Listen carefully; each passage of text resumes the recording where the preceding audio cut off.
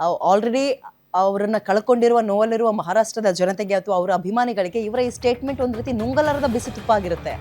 ಅನುಮಾನಗಳು ಜಾಸ್ತಿ ಆಗೋಕೆ ಶುರುವಾಗುತ್ತೆ. ಓಕೆ, ಅವರ ಸಾವಿನ ಕುರಿತು ತನಿಖೆಗೆ ಮುಂದಾಗ್ತಾ ಇದೆ ಮಹಾರಾಷ್ಟ್ರ ಸರ್ಕಾರ. ಈಗ ಆಲ್ರೆಡಿ ಆದೇಶವನ್ನು ಮಾಡಿದ್ದಾರೆ. ಆ ವಿಮಾನ ಕೆಳಗೆ ಬೀಳೋದಕ್ಕೆ ಅಥವಾ ಆಕ್ಸಿಡೆಂಟ್ ಆಗೋಕ್ಕೆ ಕಾರಣ ಏನು, ಎಷ್ಟು ಗಂಟೆಗೆ ಟೇಕ್ ಆಫ್ ಆಯಿತು, ಅಲ್ಲಿ ಲ್ಯಾಂಡ್ ಆಗಬೇಕಾದ್ರೆ ಪ್ರಾಬ್ಲಮ್ ಏನಾಯಿತು, ತಾಂತ್ರಿಕ ದೋಷ ಅಂದರೆ ಅದು ಕಾಣಿಸ್ಕೊಂಡಿದ್ದು ಎಷ್ಟೊತ್ತಿಗೆ, ಅದು ಪೈಲಟಿಗೆ ಗೊತ್ತಾಗಿದ್ದು ಮತ್ತಿನ್ನೆಷ್ಟೊತ್ತಿಗೆ, ಅವರಿಗೆ ಬೇರೆ ಏನಾದರೂ ಅವಕಾಶಗಳಿತ್ತ. ನಾನು ಆರಂಭದಲ್ಲಿ ಇನ್ನೊಂದು ಕೇಳಿದೆ, ಆ್ಯಂಡ್ ಅದು VVIP ಪ್ರೈವೇಟ್ ಚಾಪರ್ ಆಗಿರೋದ್ರಿಂದ ಎಕ್ಸಾಕ್ಟಾಗಿ ಇಷ್ಟೇ ಟೈಮಿಗೆ ಹೋಗಬೇಕು ಅನ್ನುವಂತಹ ಪ್ರೆಷರ್ ಇರೋದ್ರಿಂದ ಆ ಪೈಲಟ್ ಏನಾದರೂ ಅಂತಹ ಮಾನಸಿಕ ಒತ್ತಡಕ್ಕೆ ಆ ಕ್ಷಣದಲ್ಲಿ ಸಿಗ್ಹಾಕೊಂಡ್ರ. ಡೆಫಿನೆಟ್ಲಿ ಅವರು ಅದೆಲ್ಲದಕ್ಕೂ ಟ್ರೈನ್ಡ್ ಆಗಿರ್ತಾರೆ, ವೆರಿ ವೆಲ್ ಟ್ರೈನ್ಡ್ ಪೈಲಟ್ಗಳನ್ನೇ ಅಲರ್ಟ್ ಮಾಡಿರ್ತಾರೆ. ಬಟ್ ಸ್ಟಿಲ್ ಎಷ್ಟೇ ಆದರೂ ಮನುಷ್ಯರಲ್ವಾ, ಪರಿಸ್ಥಿತಿಗಳು ಈ ರೀತಿಯಾಗಿ ಕೈ ಮೀರಿದಾಗ ಅಂತಹ ಏನಾದರೂ ಒತ್ತಡಕ್ಕೆ ಸಿಗ್ಹಾಕೊಂಡು ATS ಅವ್ರು ಕೊಡ್ತಾ ಇದ್ದಂತಹ ಸಿಗ್ನಲ್ ಬೇರೆ ತಪ್ಪಿದ್ರಿಂದ ತಾನೇ ಮುಂದಾಗಿ ಏನೋ ಆಗಲ್ಲ ಅಂದ್ಕೊಂಡು ಇಳ್ಸಕ್ಕೆ ಹೋಗಿ ಇಂಥದ್ದೇನಾದರೂ ದುರಂತಗಳಾಯ್ತಾ, ಹೀಗೆ ಸಾಧ್ಯತೆಗಳು ಇರುತ್ತೆ, ಯಾವುದು ಕೂಡ ಅಲ್ಲಗಳಿಯಂಗಿಲ್ಲ. ಇದರ ನಡುವಲ್ಲೇ ಈಗ ಮಹಾರಾಷ್ಟ್ರ ಸರ್ಕಾರ ಇವರ ಸಾವಿಗೆ ಅನ್ನೋದಕ್ಕಿಂತಲೂ ಹೆಚ್ಚಾಗಿ ಇವರ ಸಾವಿಗೆ ಕಾರಣ ಆಗಿದೆ ಫ್ಲೈಟ್ ಕೆಳಗೆ ಬಿದ್ದಿದ್ದಲ್ವಾ, ದುರಂತ ಬೆಂಕಿ ಹತ್ಕೊಂಡಿದ್ದಲ್ವಾ, ಆ ಫ್ಲೈಟ್ ಈ ರೀತಿಯಾಗಿ ಪತನ ಆಗಿದ್ದಕ್ಕೆ ಕಾರಣ ಏನು ಅಂತ ತಿಳಿದುಕೊಳ್ಳುವ ಕುತೂಹಲಕ್ಕೆ ಮುಂದಾಗ್ತಾ ಇದೆ.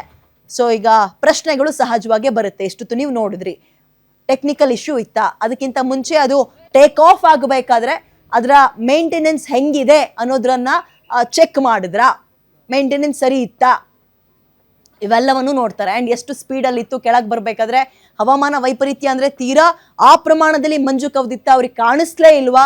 ATS ಅವರು ಸಿಗ್ನಲ್ ಕೊಟ್ಟು ಈಗ ಗಿರ್ಕಿ ಹೊಡೆಯೋದು ಅಂತ ಹೇಳ್ತಾ ಇದ್ರು ನಮ್ಮ ಪ್ರತಿನಿಧಿ ದಿಲೀಪ್ ಅವರು, ಅಂದರೆ ಹೆಂಗೆ ಅದು ಆಪ್ರೇಟ್ ಆಗುತ್ತೆ ಅಂತ.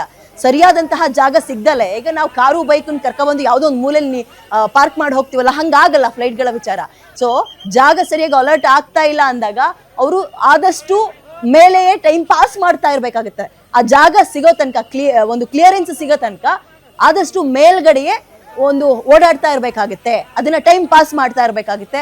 ಅಲ್ಲೇನಾದರೂ ಸಮಸ್ಯೆ ಆಯ್ತಾ, ಆಮೇಲೆ ಆ ಟೈಮ್ನಲ್ಲಿ ಅವರು ATS ಅವ್ರ ಜೊತೆಗೆ ಮಾತನಾಡೋಕ್ಕೆ ಏನು ಪ್ರಯತ್ನ ಪಟ್ಟರು, ಅವೆಲ್ಲವೂ ಕೂಡ ರೆಕಾರ್ಡ್ ಆಗಿರುತ್ತೆ ಆ ಬ್ಲ್ಯಾಕ್ ಬಾಕ್ಸ್ ಅಲ್ಲಿ. So that is the most important thing. ಅವರಿಗೆ ಈಗ ತನಿಖೆ ಮಾಡಕ್ಕೆ ಮಹಾರಾಷ್ಟ್ರದವ್ರು ಹೇಳಿದ್ರಲ್ಲ, ಸರ್ಕಾರ ಆದೇಶ ಮಾಡಿದೆಯಲ್ಲ, ಅವರಿಗೂ ಬಹಳ ಸೂಕ್ತವಾಗಿ ಬೇಕಾಗಿರೋದು, ತುರ್ತಾಗಬೇಕಾಗಿರೋದು ಇದೇ ಬ್ಲ್ಯಾಕ್ ಬಾಕ್ಸ್.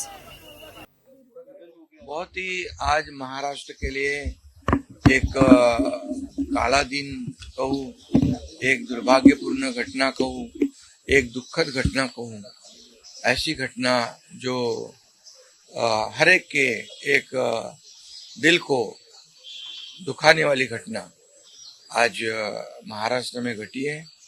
हमारे सहयोगी अजीत दादा पवार जी का प्लेन एक्सीडेंट में दुर्दैवी मृत्यु हुई है. ये हमारे लिए बहुत ही बेहद दुखद है और महाराष्ट्र के लिए भी दुखद है, उनके परिवार के लिए तो बहुत ही दुखद है. और अजीत दादा एक स्पष्ट वक्ता के रूप में जाने जाते थे, एक रोक टोक बोलने वाले.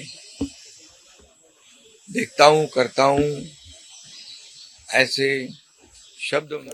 ಓಕೆ, ಅಲ್ಲಿಯ DCM ಏಕನಾಥ್ ಶಿಂಧೆ ಅವರು ಮಾತಾಡ್ತಾ ಇದ್ರು, ಈ ಸಾವು ಭರಿಸಲಾಗದ ನೋವು ಅನ್ನೋದರ ಮುಖಾಂತರ ತನಿಖೆಗೂ ಕೂಡ ಮುಂದಾಗ್ತೀವಿ ಅನ್ನೋ ಮಾತನ್ನು ಹೇಳಿದ್ದಾರೆ. ಒಂದು ಬ್ರೇಕ್ ತಗೊಂಡು ವಾಪಸ್ ಬೇಗ ಬರ್ತೀವಿ, ಎಲ್ಲಿ ಹೋಗ್ಬೇಕಾಗ್ತಾರೆ.